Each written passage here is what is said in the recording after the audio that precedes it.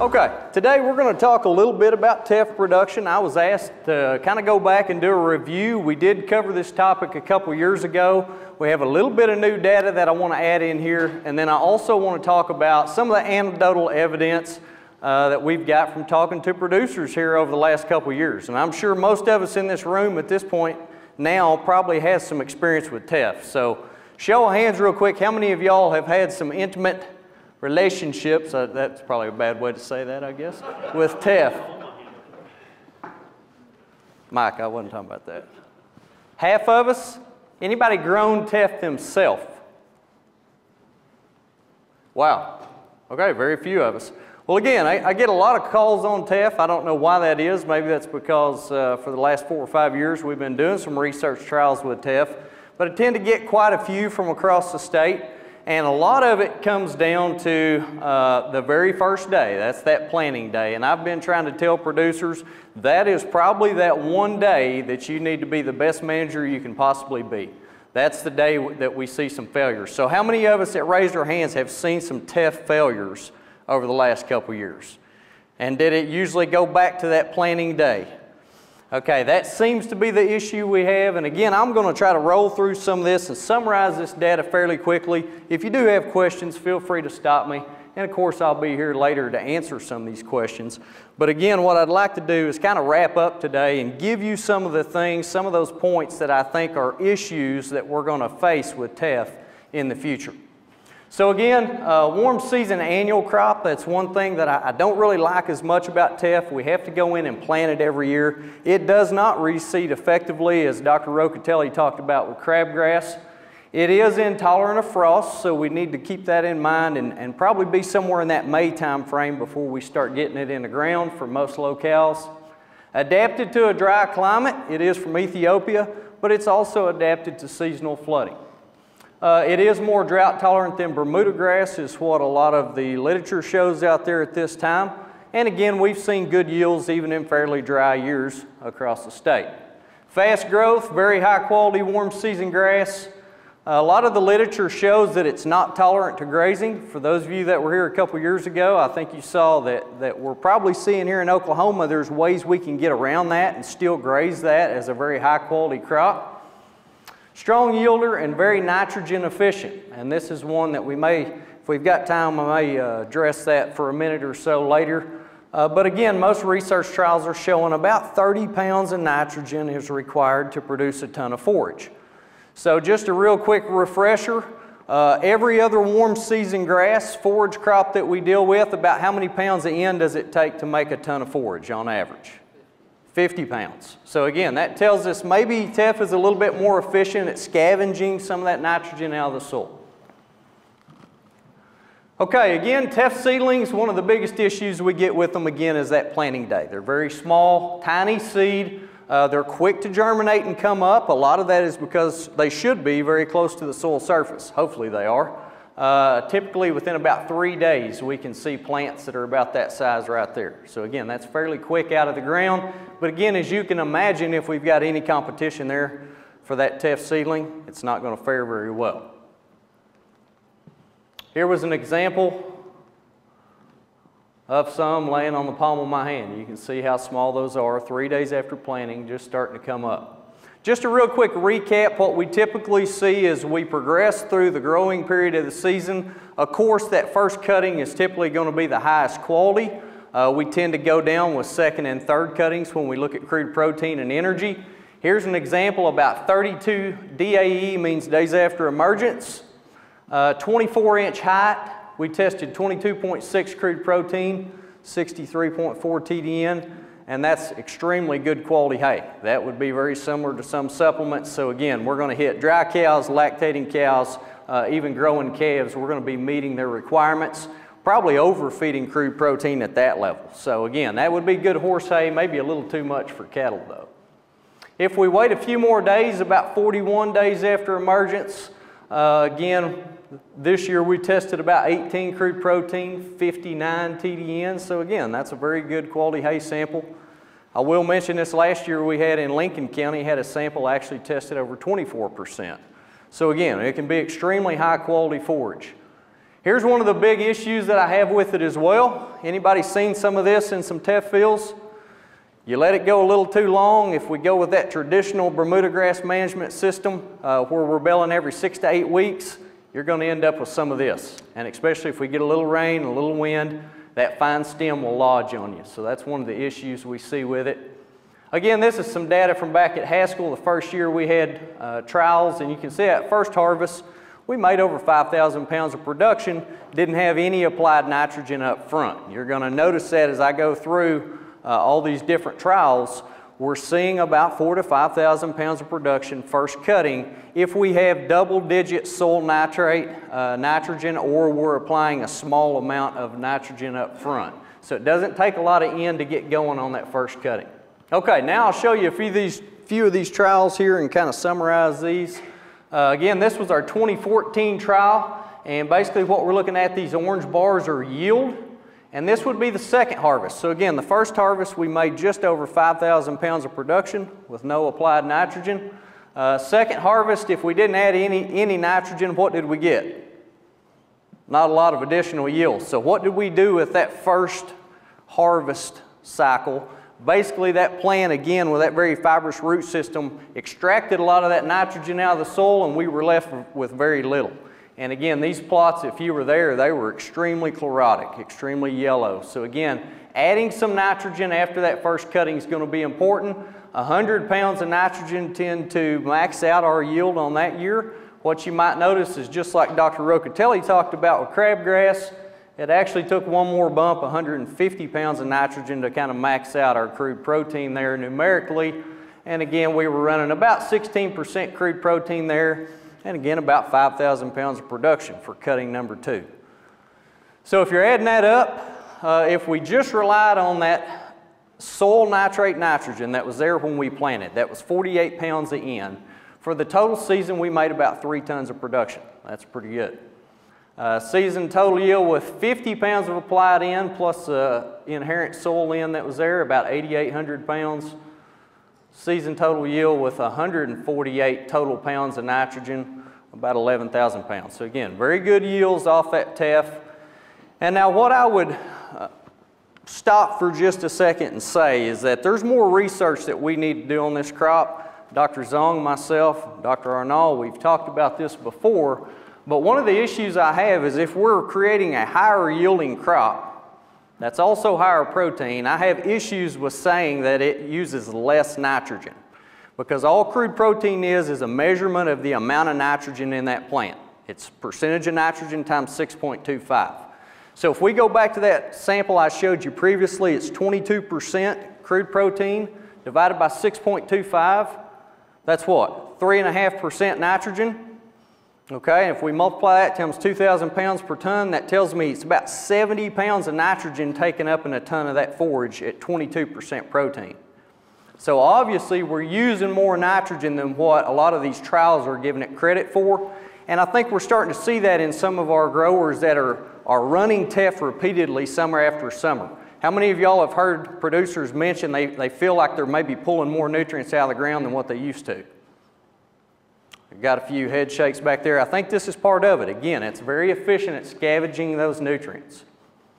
Won't spend a lot of time here. This was just looking again at that second cutting and comparing where we had no nitrogen versus 50 pounds of nitrogen and the change we saw in that second harvest. And again, just know that if you're only running maybe low double digits on the amount of nitrogen you've put out at planting, you're going to have more come second cutting, okay? It has to have some additional nitrogen. Looking at protein, again, what we did see is that adding that nitrogen did bump protein, but as we went across the growing season there on second harvest and maturity increased, protein dropped. What we also saw, same thing with TDN. Energy tended to drop with that higher rate of nitrogen here.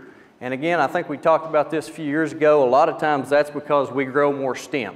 As we grow more stem and put more stature on that plant, that stem has more indigestible fiber in there, so that tends to lower TDN. I won't spend much time there, just kind of want to point out there is very high crop growth rates on teff. especially under fertility. You know, we can make anywhere from 100 to close to 200 pounds of dry matter production per acre per day. That's a huge amount of forage we're growing in a short amount of time. Probably one of the best ways to get a seed bed, a good seed bed, is like this, to get a good stand. And I hate to go in and start trying to promote full tillage, but again, a lot of times if you're in a no-till scenario, you really have to be able to see quite a bit of soil when you're standing there looking down to get a decent stand with no-till. If not, this is a great way to do that, but again, we start incurring more cost. Okay, 2015 data, what we're looking at here, this would be first cutting data. Again, very high quality cutting of teff, but you might notice no statistical differences here running from 0 to 100 pounds a N. So again, we're pulling a lot of that nitrogen out of the soil that's there. Then you also might notice this, and we see this in a lot of trials. We saw this out in northwest Oklahoma on the trial at Sealing with Mike Weber and Josh Bashong. Typically when we start getting to those higher levels of nitrogen, we start to develop a fungal type watery lesion on those upper leaves, and it actually suppresses or reduces the amount of dry matter yield we get. So again, I'm kind of a fan of staying around that 100 pounds of N at any one point. I think that gets us away from some of those issues we've seen. And I know that's not going to show up very good, but again, you can see the 0 N. This would be, again, first cutting. 250 N, it's very hard to see, but there is quite a bit of that brown fungal lesions there on those upper leaves that's depressing yield. 2016, so this is a little different data. This is probably something that we didn't cover last time as we were going over that, but again, big thing I want you to notice, no statistical differences between 0, 50, and 100 pounds of N up front. The soil test N on this year in 2016 was actually 14 pounds of nitrate nitrogen. 14 pounds. It's not very much. But again, notice there's not a whole lot of difference between those three different nitrogen rates there either. So again, that teff plant's very good at pulling what little nitrogen is there. Dr. Zong may have more input on that. I would assume some of that's probably because if you increase root surface area, there's probably more possibilities for that root to intercept ammonium ions that could be in the soil that we're not seeing on the soil test. So that's probably part of what we're seeing here. That was actually a split rate nitrogen trial. We were unable, this is another good point to take home with you, we were unable to go in on second cutting and do our split rate in the split plot design because my good hands, when we went in and harvested that, we cut it a little bit short. We would probably in that range of what you would call scalping it. Anybody ever heard that term, scalping it? Yeah, I know you have. And guess what happened to that teff stand after we scalped it? Didn't come back. We probably had about 15% of that field come back, made a decent stand after that. But again, that's another good take-home point. We don't need to be cutting teff real close to the ground. As Dr. Rocatelli said, maybe 3 to 4 inches would kind of be the minimum. Brian, 2 minutes? Oh, okay. Started to say, you're cutting me down again. Okay, so I want to bring this up. This was a field we had at Haskell at the research station in 2016. And if you're growing beef cow hay, this is probably a better place to be. And how many of y'all can see that very well? I was kind of assuming we'd be in a little bit of a dark room, but they're kind of hard to see. A lot of seed heads out there. That's essentially full heading. Okay, and if all you're wanting is beef cow hay, that's probably the best place to be. We're going to get, of course, some of the highest yields because we're waiting that long. But again, notice what our quality is, especially on that first cutting. We're still going to be better than a lot of Bermuda grass samples out there that we're fertilizing pretty heavy. And I think that's a good place to be as far as trade-off between quantity and quality that Dr. Rocatelli talked about. Real quick, I'll show some of the data. I did sit down and go through some of that data here, I guess after the last time we met and talked about teff, and this was a variety demo we had there at Haskell. This is just 1 year of data. This is not 2 years or more than that. But again, we looked at Tiffany, Moxie, and Quick E, and what we did see is that Tiffany did have significantly higher yields than the other two. What I also noticed is that the Moxie and the Quick E seem to make much larger seed heads than what the Tiffany did. And again, a lot of that is due to the selection that Teff has been placed under here in the U.S., whether it's a true forage variety or maybe a dual purpose for grain or forage. So again, you got to keep that in mind when you're out there picking varieties. Okay, I want to show this real quick. I kind of mentioned this just a while ago. We had a few reports of maybe some issues with nitrates in Teff. And again, most of the literature shows there's no nitrate accumulation in Teff. It's very safe. But again, how many of y'all have ever heard of Bermuda grass accumulating nitrates in western Oklahoma? It happens. Probably happens every year. You can find it. So what I wanted to do, because I was having a lot of trouble on the eastern side of the state finding my good drought conditions to run this in, I got with Mr. Mike Weber, and we decided to put a trial in out at Sealing, and this was actually just before Josh Bashong was hired on. So Mike and I put the trial in, and then Josh and Mike were kind enough to harvest this and put some of the data together. But again, very good stand, and I think Mike will tell you that was a really good summer actually when it come to rainfall, and we were kind of kicking the dirt around thinking, well, here we've tried to put in a nitrate toxicity trial, and now we got good rainfall out west. So Mike was telling me just keep coming out west. Come out anytime you want. So again, we wanted to look at yield response to nitrogen rates, much like we'd done on some of the other trials, and then also assess those forage nitrate levels. And here's what we saw. If we look at forage yields across the board, again, that check is 0 pounds of nitrogen added. What do you notice there? Much like those other trials in eastern Oklahoma, 4,000 to 5,000 pounds of production in cutting number 1 is a pretty good rule of thumb.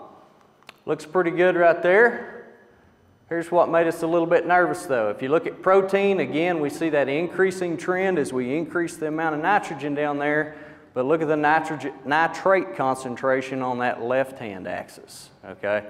And for those of you that are closely associated with cattle, that already scares you seeing some of those bars up there like that. Now, I will tell you that on this trial, there was no statistical differences between crude protein, between energy, between yield, or between nitrates.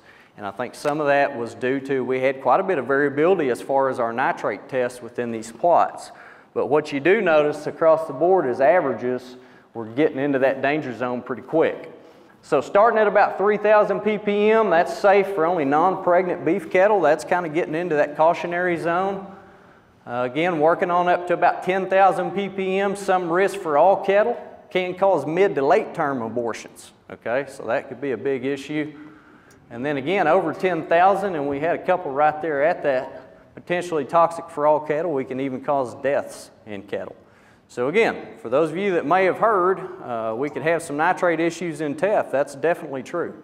And I want to commend Greg Heifel. I don't know if Greg's here. No? Greg did a really good job kind of tracking some of this out in his county, and I'll show you some data on that here in just a minute. Again, these TDN values were not significantly different on that trial. Here's some data that Greg kept and sent my way in 2015. That's from Woods County. Quite a few samples of Teff there, and what you might notice again, there's a 13,000. Matter of fact, here this last year, I think he had one tested about 16 to 17,000. So again, anytime we're getting up there around that 10,000 range, I'm definitely getting nervous when it comes to recommending Teff for a producer. So we need to keep that in mind. Even this irrigated sample, 5,062, that's pretty high.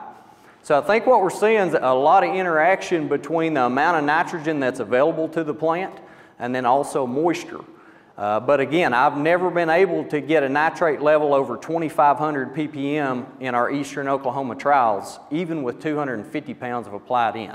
So I don't know if there's some other physiological mechanism going on as we move from east to west, transpiration rates or something like that, but it's very interesting that we're seeing more of these out west. Okay, just real quick, I do want to point out that what we are seeing with some of the trials that we've had and the demonstrations that we've had is that Teff is grazable. A lot of the literature says you can't graze Teff because it's extremely fine-rooted, very fragile, and again, that's true when Teff is young. But what we're seeing is if you give ample time for that secondary root system to develop, you won't hurt that plant by grazing cattle on it.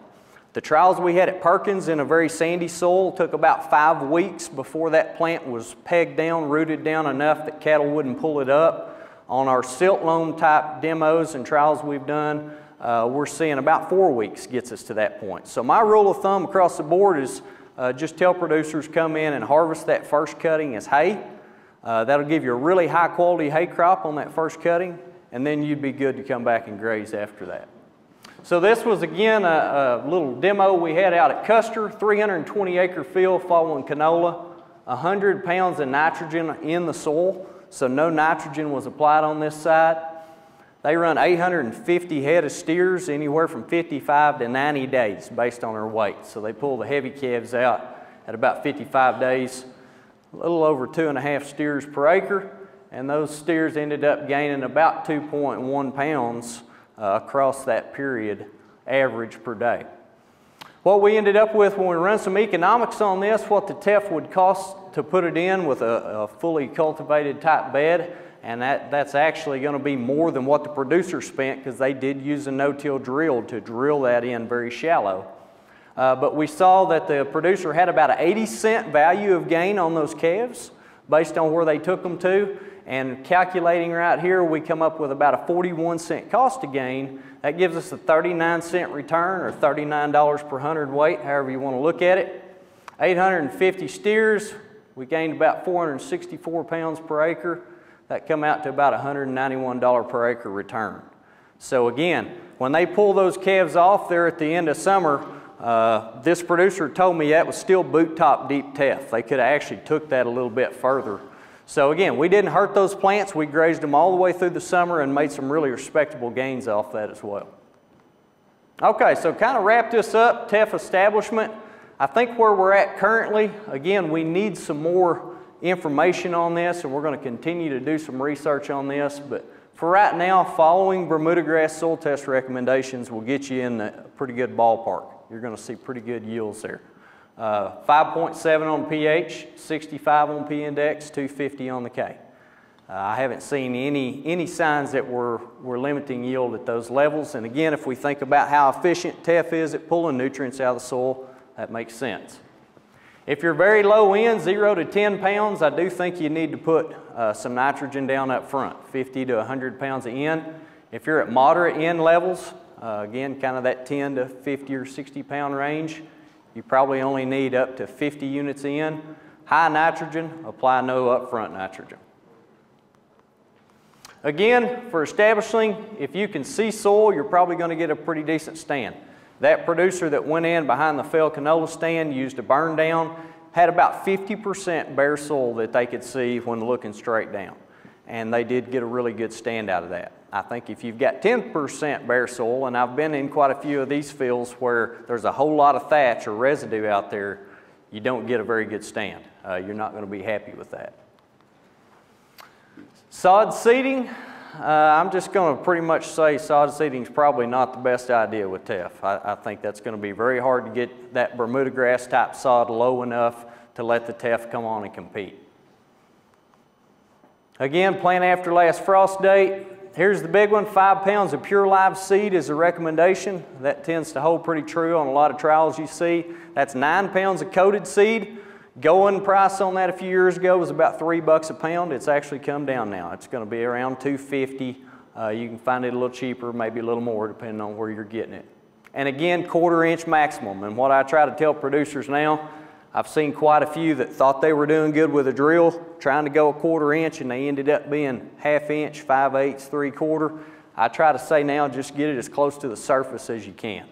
That's going to be the best way with that very small seed. Again, if you're haying it, 50 additional units in after cutting 1 and 2. Assume first harvest at 45 days. That's key. We don't want to go much longer than that, or we could get some of those lodging issues. Cut at emergence of first head. That's a good trade-off between yield and quality. And subsequent cuttings every 30 to 40 days.